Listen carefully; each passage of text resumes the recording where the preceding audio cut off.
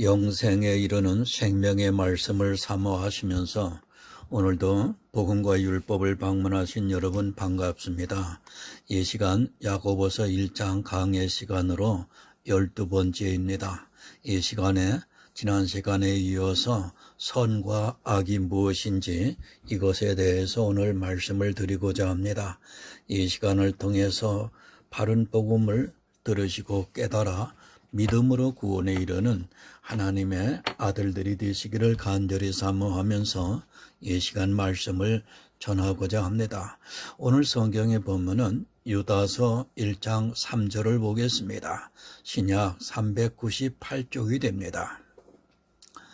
사랑하는 자들아, 내가 우리의 일반으로 얻은 구원을 들어 너희에게 편지하려는 뜻이 간절하던 차에 성도에게 단번에 주신 믿음의 도를 위하여 힘써 싸우라는 편지로 너희를 권하여야 할 필요를 느꼈노니. 사랑과 은혜가 많으신 아버지 하나님 감사합니다.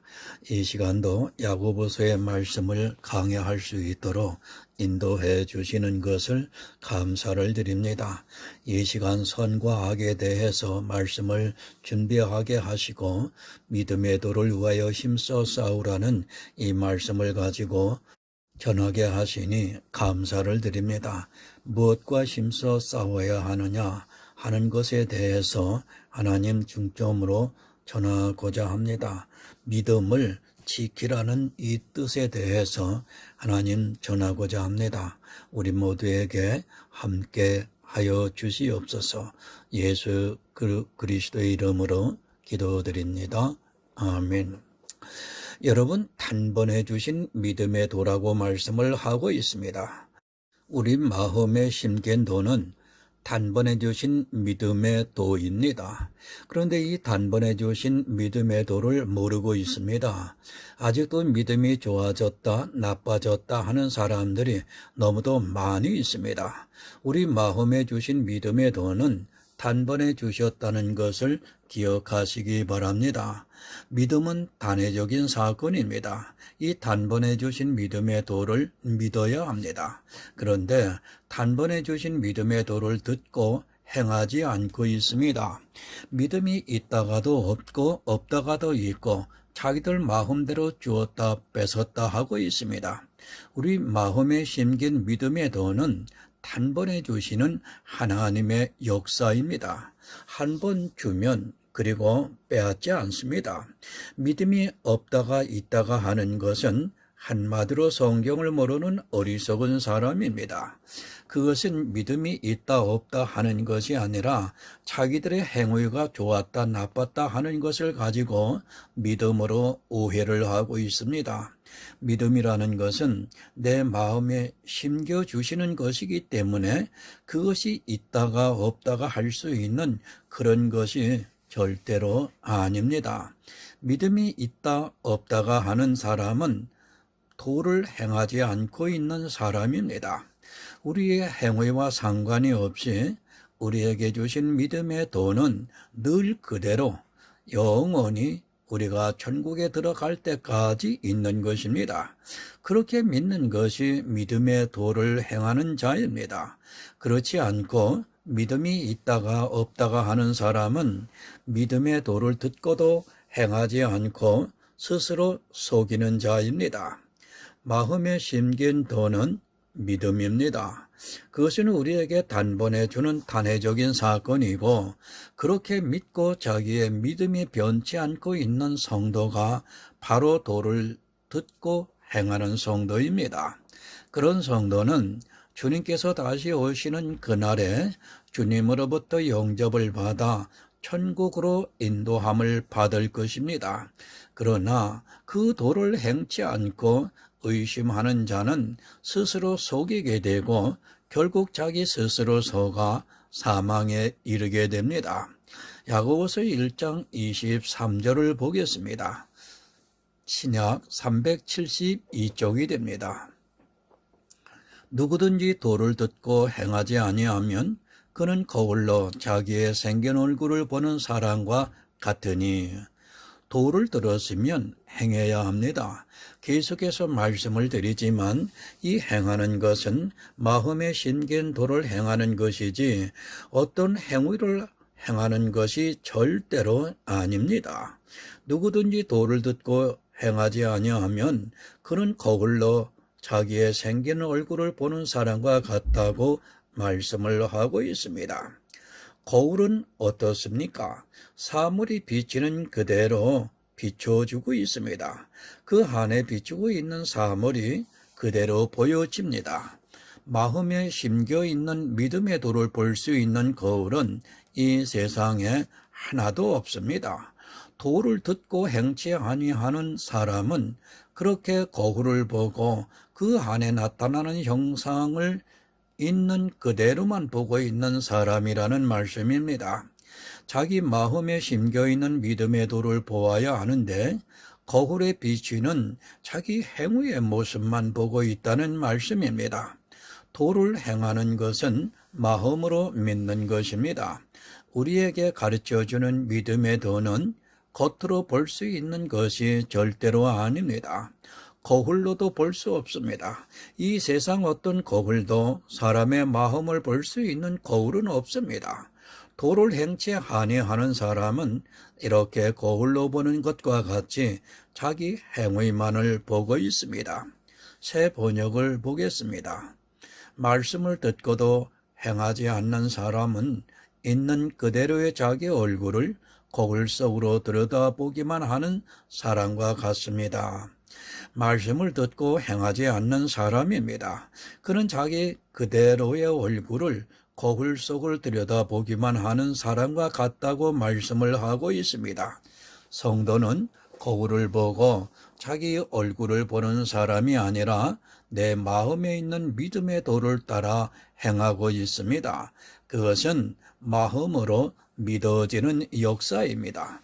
그러나 거울을 보면 자기가 보입니다. 자기가 보인다는 것은 자기 행위가 보인다는 말씀입니다. 자기가 교회 안에서 예배를 드리고 기도를 하고 찬송을 하고 헌금을 하고 있는 그것을 보고 있다는 말씀입니다.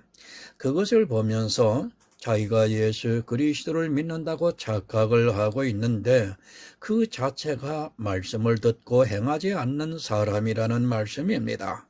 거울을 보고 자기를 보고 있는 것과 같이 자기 행위를 보고 있는 사람은 말씀을 듣고 행하지 않은 사람입니다. 얼굴을 보면 뭐합니까? 그것은 아무 의미가 없습니다. 행위를 보고도 도를 행할 수 없습니다. 거울을 통해 보는 것은 사람의 행위입니다. 도를 듣고 행치 아니하는 사람은 그렇게 행위를 보는 사람과 같다는 말씀입니다. 도를 듣고 행치 아니하며 믿지 아니하는 사람은 결국 행위를 따라가게 되어 있고 그것을 보면서 스스로 속게 된다는 말씀입니다. 행위에 속게 됩니다. 거울에 비춰지는 자기 행위를 보고 속게 된다는 말씀입니다. 성도는 철저할 정도로 믿음의 도를 든든하게 세워야 합니다. 그래야 자기 행위를 보고 속는 자가 되지 않을 수 있습니다. 그러나 이 시대를 보면 자기 행위를 보고 스스로 속고 있으면서도 깨닫지를 못하고 있습니다. 거울 보지 마시기 바랍니다.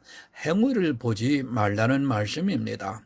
행위를 보는 순간 모든 사람은 다 속게 되어 있습니다.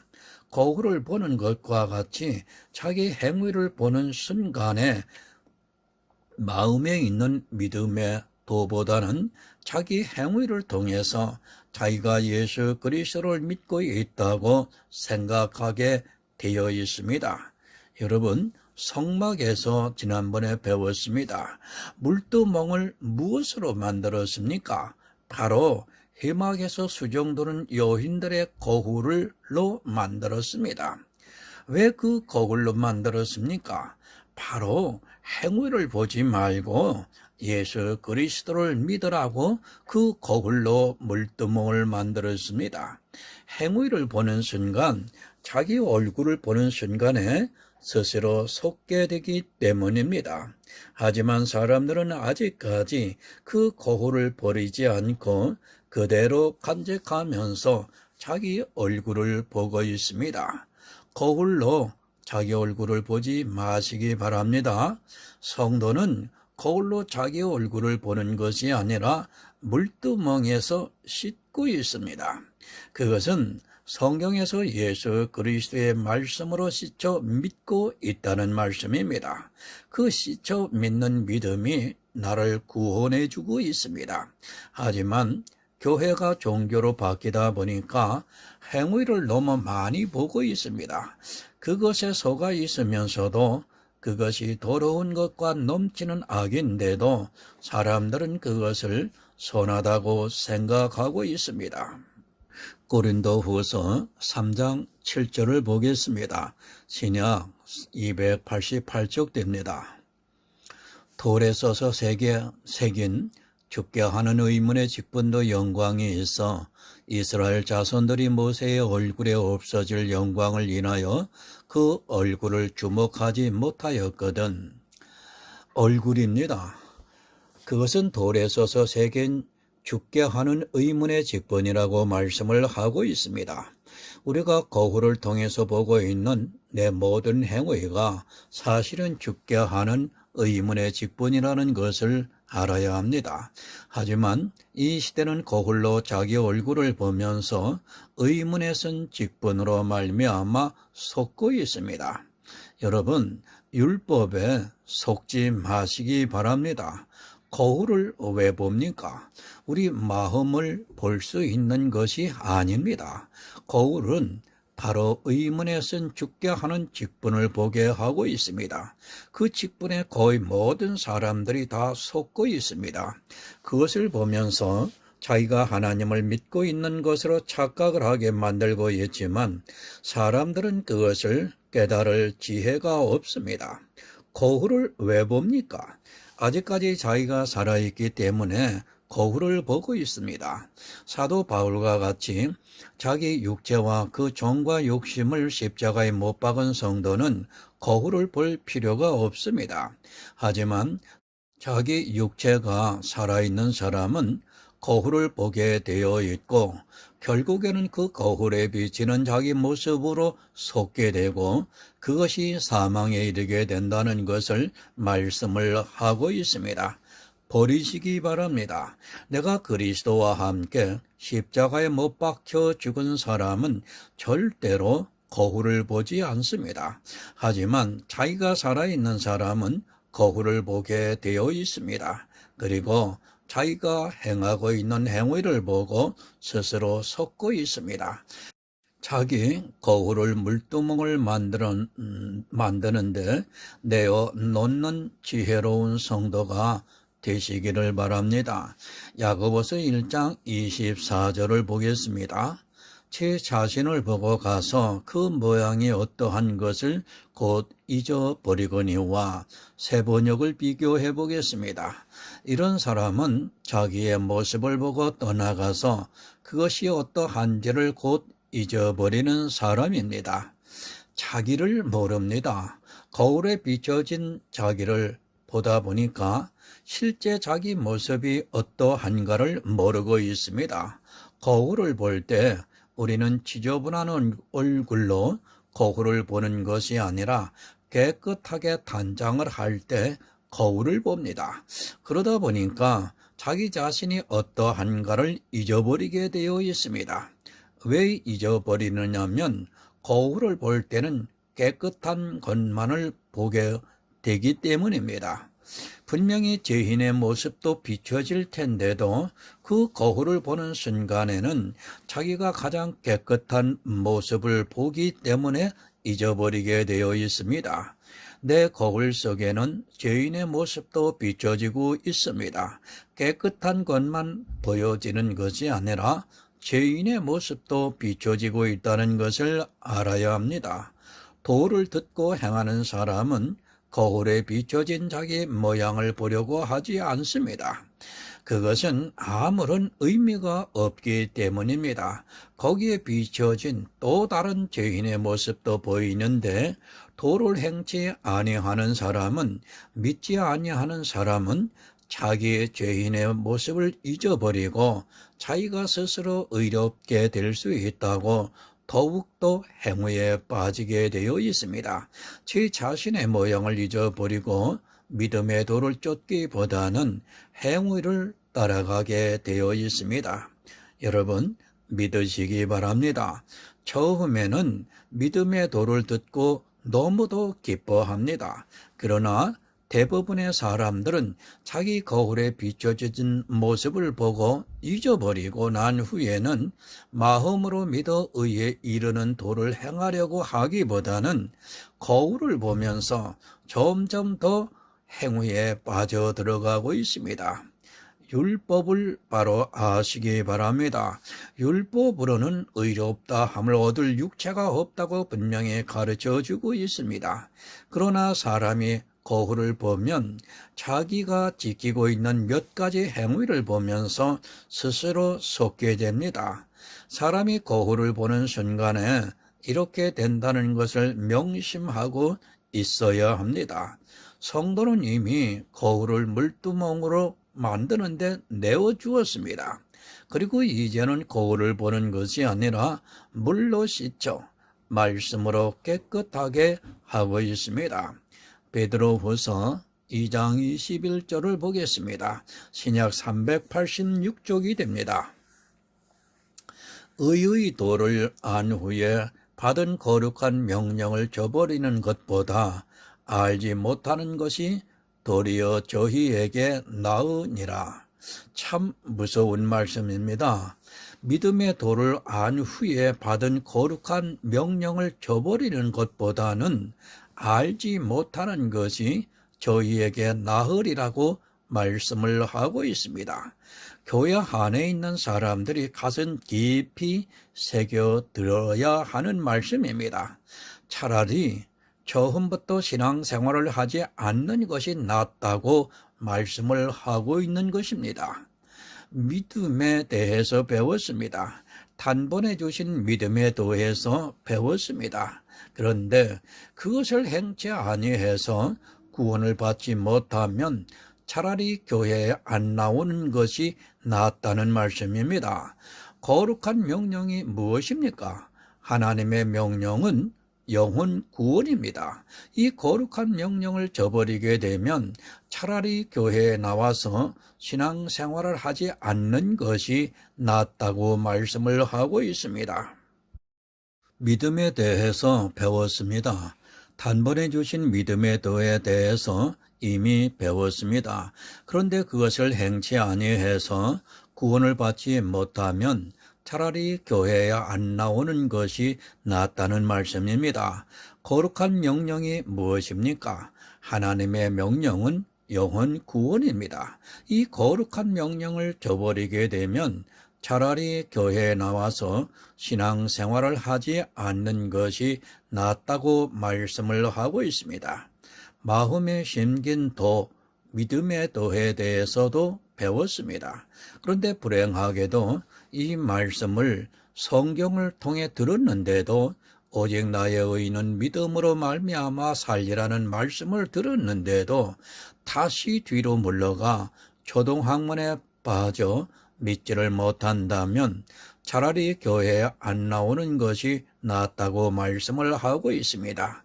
이 문제는 거짓 선지자들이 어떤 형벌을 받는가를 알게 된다면 충분히 이해가 되는 말씀입니다. 명심하시기 바랍니다. 믿음의 도를 행하지 않는 사람은 이 세상에서 가장 불행한 사람이라는 것을 가슴 깊이 새겨 넣으시기를 바랍니다. 믿음의 도를 듣고도 그것을 잊어버리고 믿지를 못하는 사람들이 교회 안에 다수입니다. 그들은 이 세상 사람들보다 더 불행한 사람이라는 것을 알아야 합니다. 오직 믿음입니다.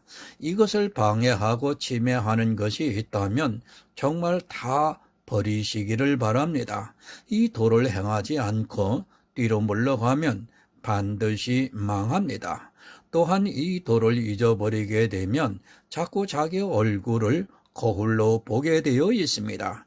그리고 거울을 보면서도 자꾸 자기 모양이 어떠한가를 잊어버리고 율법의 행위로 다시 빠지게 되어 있습니다.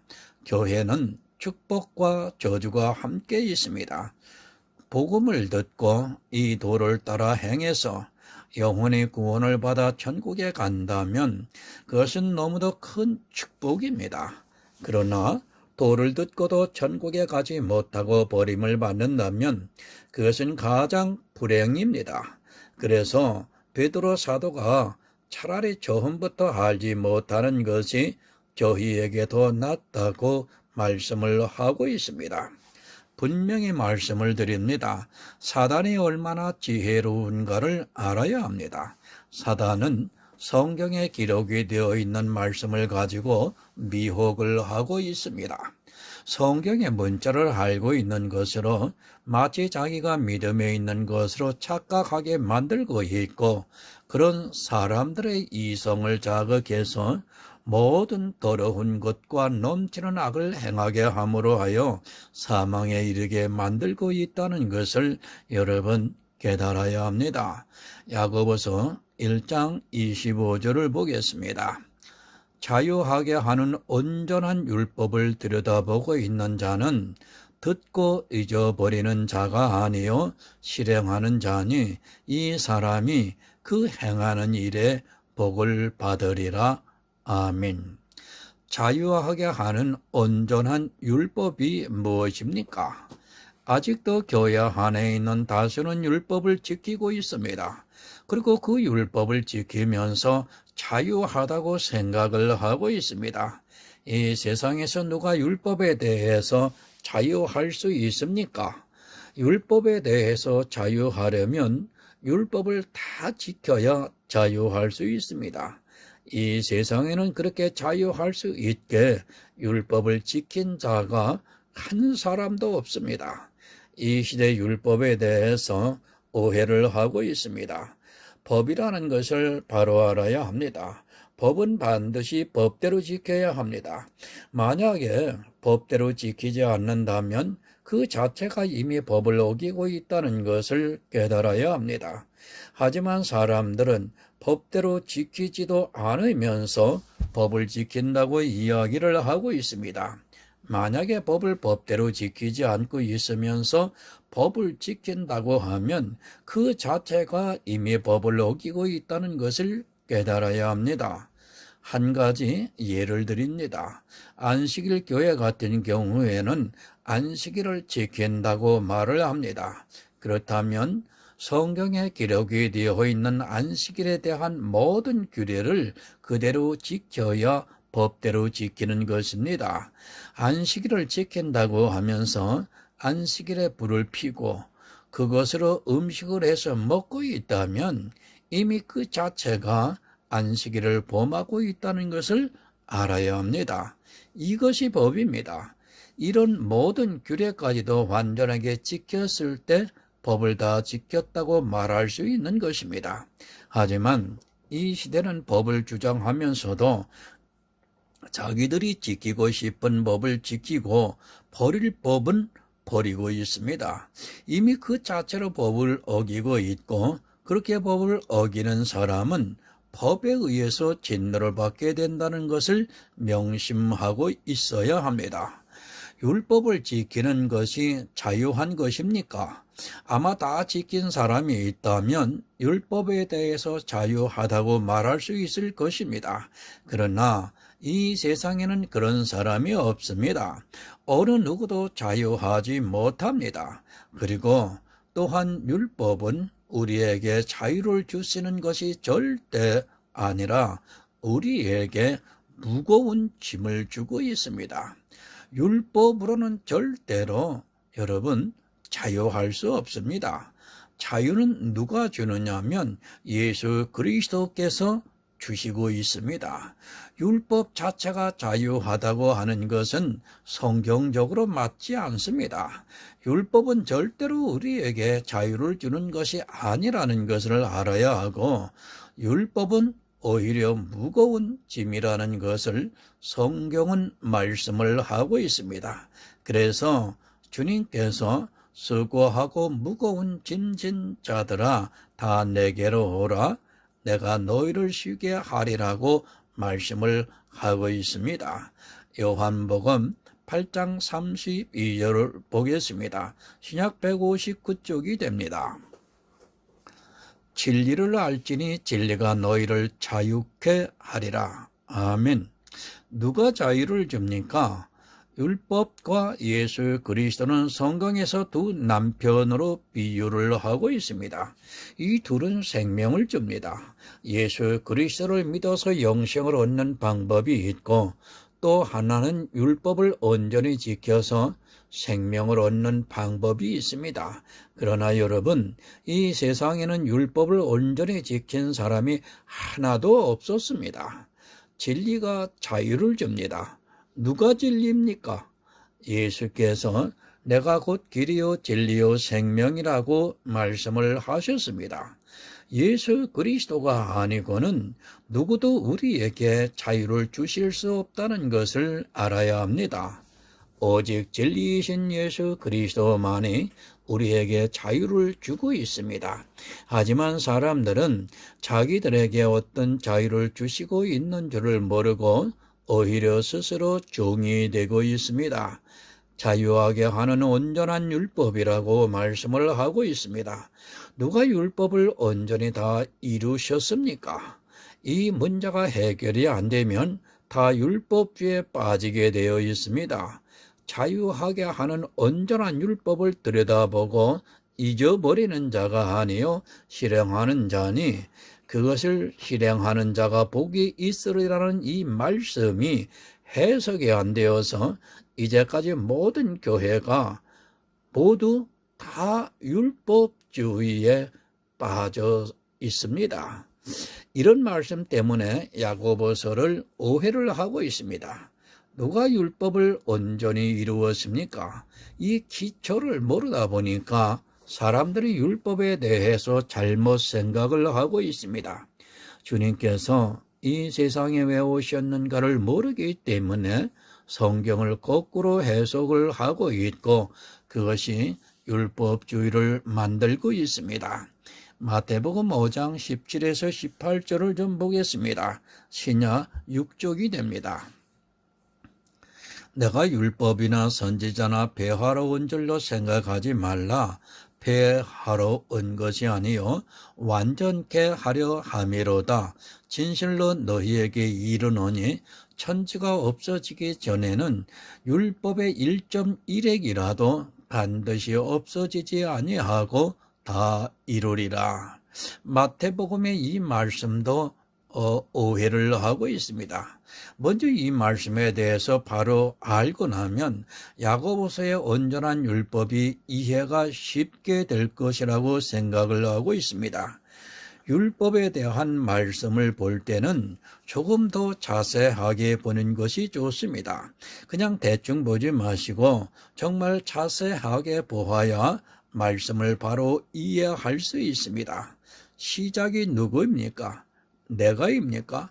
우리에게 하시는 말씀이 아니라 내가, 예수님이 율법이나 선지자를 배하러 온 줄로 생각하지 말라.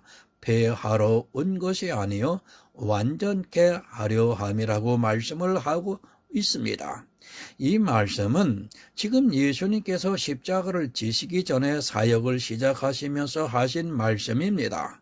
예수님께서 율법을 배하셨습니까? 안 배하셨습니까? 에베소서 2장 15절을 보겠습니다. 신약 312쪽 됩니다.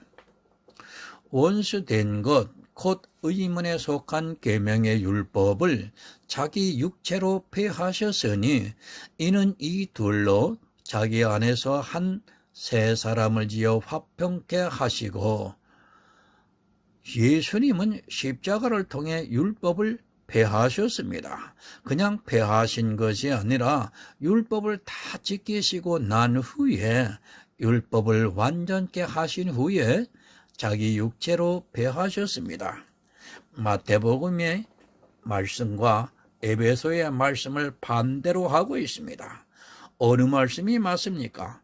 두 말씀 다 맞는 말씀입니다. 마태복음에서는 아직 율법을 완전케 하시기 전이기 때문에 내가 율법을 폐하러 온 줄로 생각하지 말라고 말씀을 하신 것이고, 에베소서의 말씀은 우리를 사망으로 끌고 가는 원수 율법을 폐해 주심으로 말미암아 구원을 받을 수 있게 하셨습니다.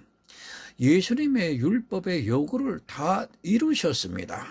마태복음의 말씀처럼 천지가 없어지기 전에는 율법의 1.1획이라도 반드시 없어지지 아니하고 다 이루셨습니다. 율법을 완전케 하시기 위해서 율법의 요구를 다 이루셨습니다. 천지가 없어지기 전에 예수님께서 율법의 요구를 다 이루셨다는 말씀입니다. 다 이루었기 때문에 폐하실 수 있습니다. 만약에 천지가 없어지기 전에 예수님께서 율법의 요구를 다 이루시지 않았다면 십자가에서 우리의 원수, 의문의 성 계명의 율법을 자기 육체로 폐하실 수 없을 것입니다. 율법을 다 지키지도 못한 사람이 어떻게 율법을 폐할 수 있겠습니까? 예수님께서는 율법을 그냥 폐하러 오신 것이 아니라 당신이 먼저 율법의 요구를 다 이루어 넣으시고 완전한 율법을 만드시고 난 후에 자기 육체로 율법을 폐하셨습니다. 누가 율법을 완전케 하셨습니까?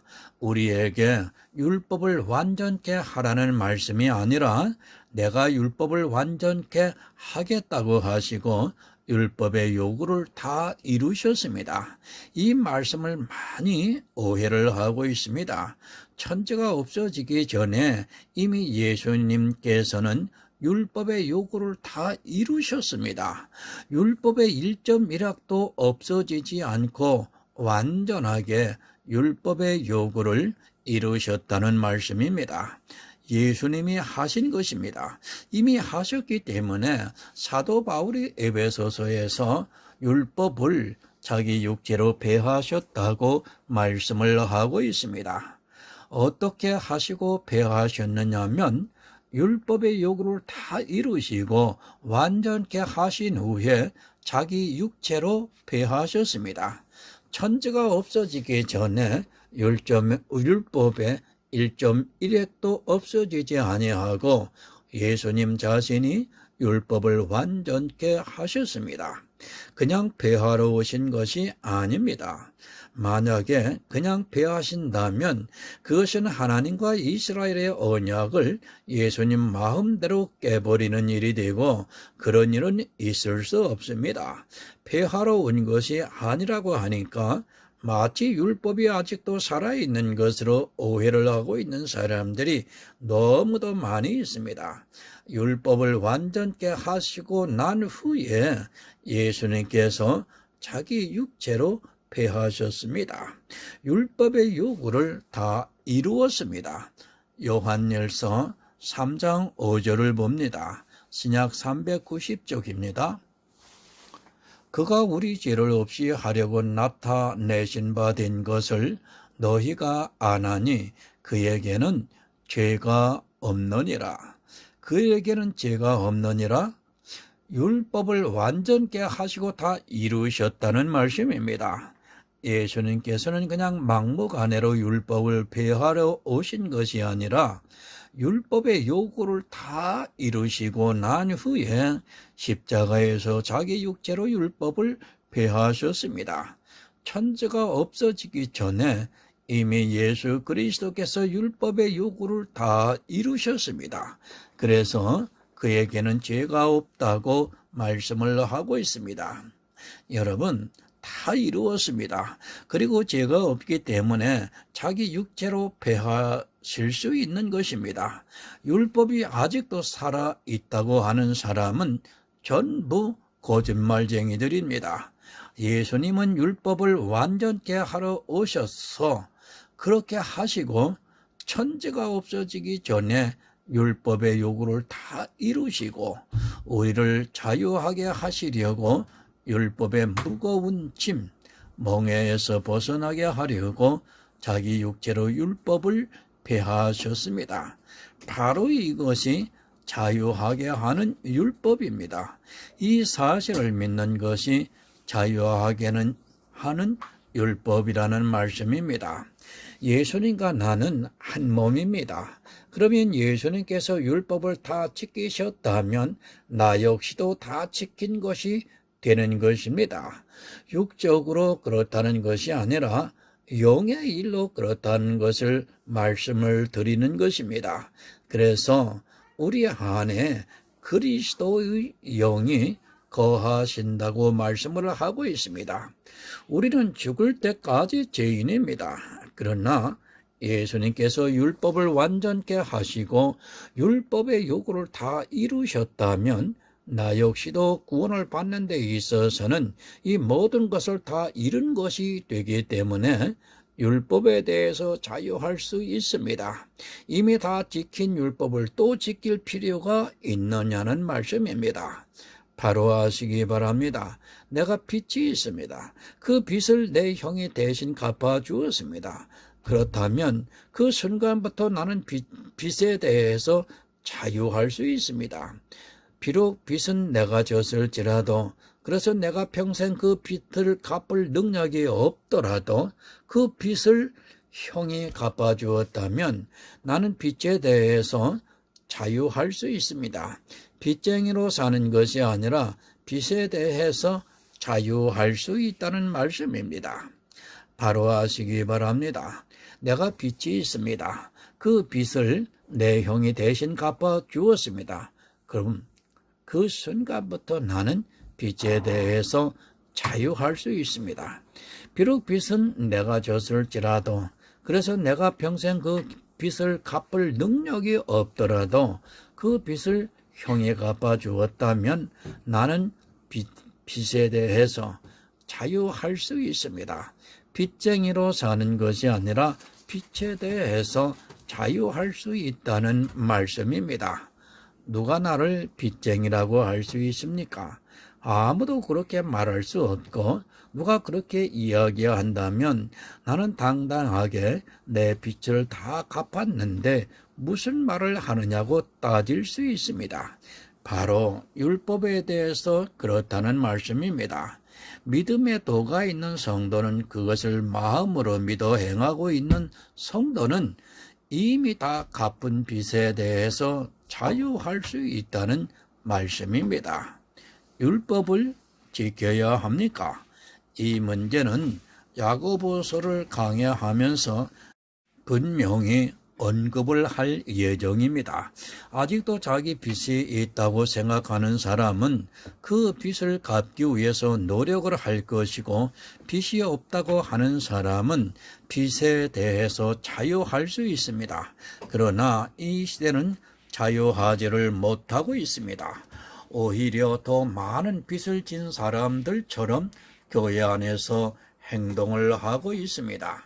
로마서 7장 3절을 보겠습니다. 신약 247쪽이 됩니다. 그러므로 만일 그 남편 생전에 다른 남자에게 가면 엄보라 이르되 남편이 죽으면 그 법에서 자유케 되나니 다른 남자에게 갈지라도 엄보가 되지 아니하느니라. 사도 바울이 두 남편을 비유해서 말씀을 하고 있습니다. 왜 두 남편이냐면 율법을 완전히 지키면 구원을 받을 수 있고, 또 예수를 믿으면 구원을 받을 수 있는 구원의 방법에 대해서 두 남편을 비유해서 우리에게 가르쳐주고 있습니다. 이 세상 모든 사람, 이스라엘도 마찬가지로 모두가 다 율법의 남편에 매여 있습니다.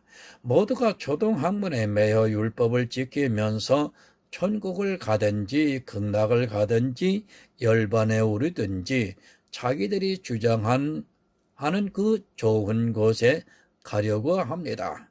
모두가 다 율법을 잘 지켜서입니다. 이것이 바로 첫 남편입니다.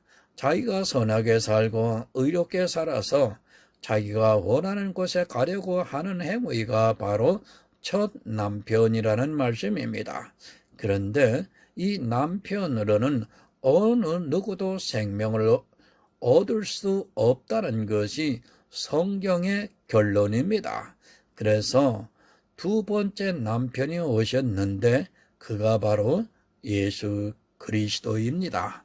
이 예수를 믿어서 이제 육의 일로는 안 되니까 영의 일을 믿음으로 생명을 얻는 방법을 우리에게 주셨습니다.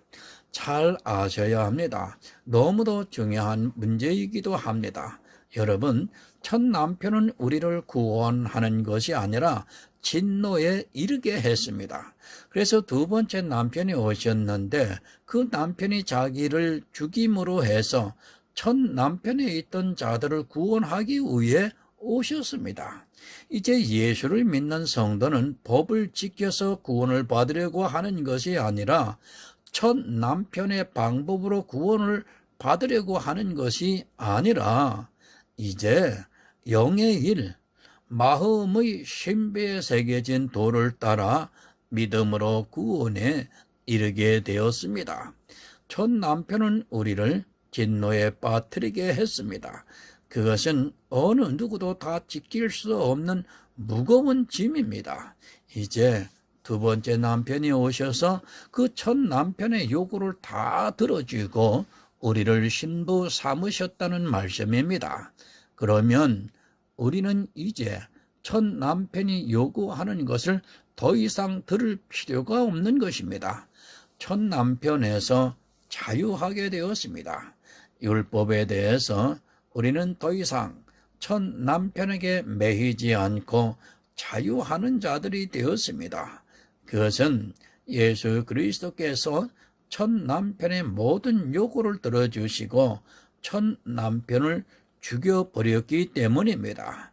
그 싸움에서 이기시고 그 남편을 죽여버렸습니다. 그런데 그 죽은 남편에게 노임을 받은 그 자체가 자유하는 율법이라는 말씀입니다. 내가 지켜서 자유하는 것이 아닙니다. 예수님께서 율법의 요구를 다 이루셨기 때문에 내가 이제 자유할 수 있다는 말씀입니다. 율법에 대해서 자유할 수 있다는 말씀입니다. 하지만 성경을 보고도 믿음이 없어서 예수 그리스도의 구속의 은혜를 받아들이지를 못하고 있습니다. 갈라디아서 5장 1절을 봅니다. 신약 307쪽됩니다. 그리스도께서 우리로 자유케 하려고 자유를 주셨으니 그러므로 굳세게 서서 다시는 종의 몽에를 매지 말라. 아멘. 자유를 주셨습니다. 이제는 다시 종의 몽에를 매지 말라고 신신당부를 하고 있습니다. 이것이 바로 자유하는 율법입니다. 이 자유하는 예수님께서 율법을 완전케 하시고 또 율법의 요구를 다 이루시고 난 후에 우리에게 주신 자유입니다. 이것을 믿으면 됩니다. 그런데 믿지를 않습니다. 자유하게 하는 온전한 율법을 우리가 믿으면 됩니다. 그것이 바로 우리 신비에 새겨진 믿음의 도입니다. 믿음이 무엇인가를 모르기 때문에 이렇게 자유하는 율법을 주셨는데도 도리어 이 말씀을 보면서 율법을 지켜서 자유하라고 말하고 있습니다. 참으로 안타깝게도 성경을 거꾸로 해석해서 율법주의에 빠뜨리고 있습니다.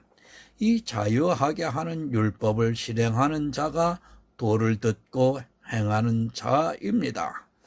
그러나 이 자유하게 하는 율법을 아무리 이야기를 해도 들으려 하지 않고 또 금세 잊어버리고 있습니다.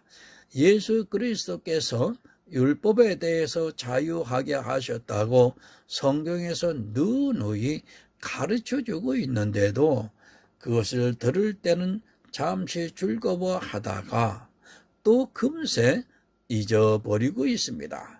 금세 잊어버리면 어떻게 됩니까? 율법을 지키는 것입니다. 예수님께서 율법에 대해서 온전하게 하시고 그 율법을 다 폐하셨다고 하는 것을 잊어버리고 다시 율법을 지키고 있습니다. 이렇게 은혜가 넘치는 복음을 듣고도 금세 잊어버리고 다시 율법을 지키겠다고 율법의 행위를 따라 하고 있습니다. 누가 잘못된 것입니까? 율법을 폐한 사람이 잘못입니까? 율법을 지키는 사람이 잘못입니까? 야고보서는 율법을 지키라고 말씀을 하고 있지 않습니다. 성경을 오해를 하니까 마치 율법을 지키라고 말씀을 한 것으로 오해를 하고 그렇게 강요를 하고 있습니다. 믿음의 도를 모르면 어쩔 수 없이 율법을 지키게 되고 그런 사람은 결국 율법의 진노를 받게 되어 있습니다. 정말 심각합니다. 베드로후서의 말씀을 가슴 깊이 새겨 두시기 바랍니다. 차라리 처음부터 도를 안 들은 것이 좋습니다.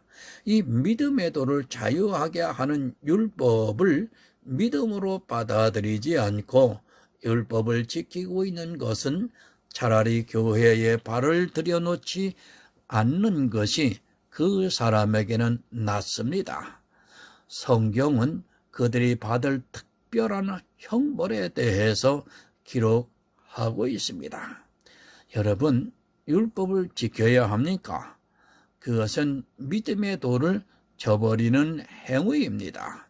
자유하게 하는 온전한 율법을 예수님께서 나에게 주셨다는 것을 믿지 않기 때문에, 아니 믿음이 무엇인가를 모르기 때문에 율법을 지키고 있습니다. 여러분이 지키고 있는 단 하나의 율법이 사망에 이르게 합니다.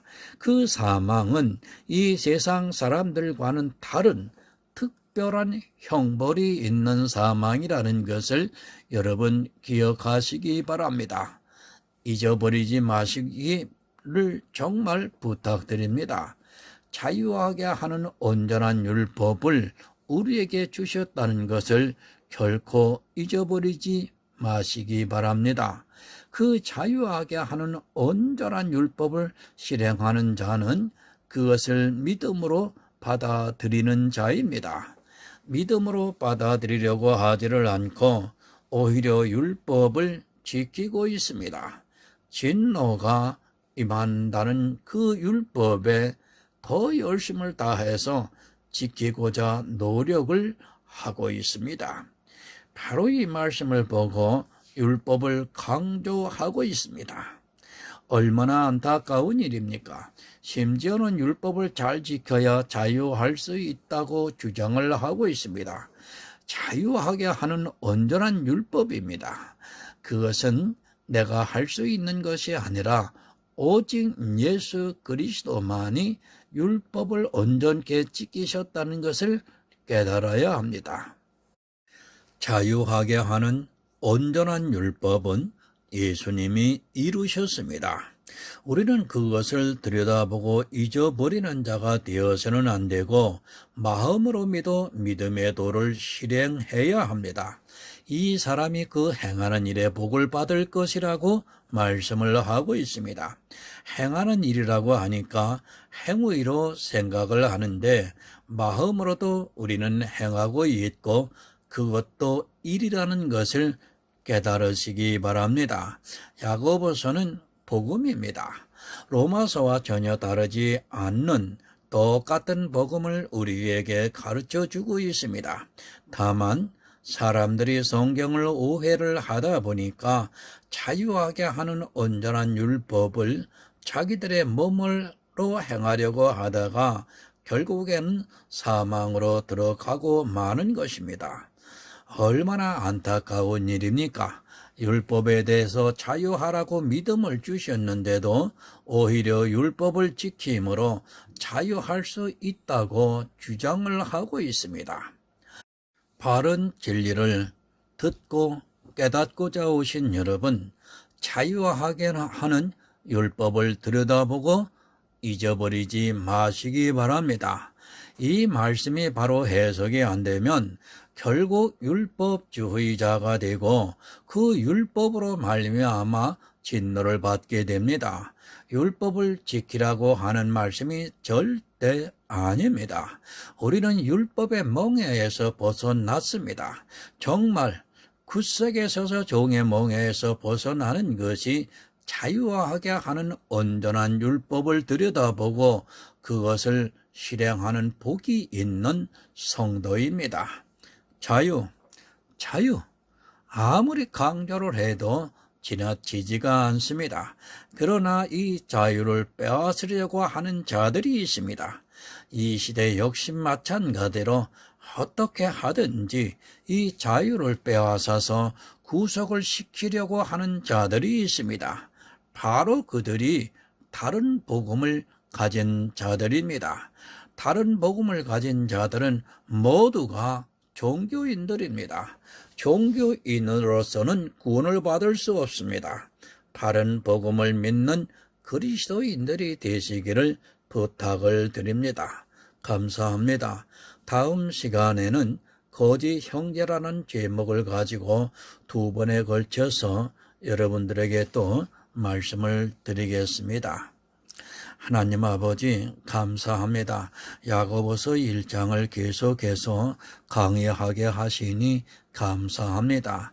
하나님 율법과 믿음에 대해서 하나님 자유하는 자가 되라고 또한 자유하는 자가 되어야만이 구원에 이를 수 있다고 하나님 전하고 들었습니다. 우리 심령 속에 새롭게 역사해 주셔서 율법을 보고 자유하는 자가 되어 구원에 이르는 하나님의 아들들이 탄생되게 하여 주시옵소서. 예수 그리스도의 이름으로 기도드립니다. 아멘.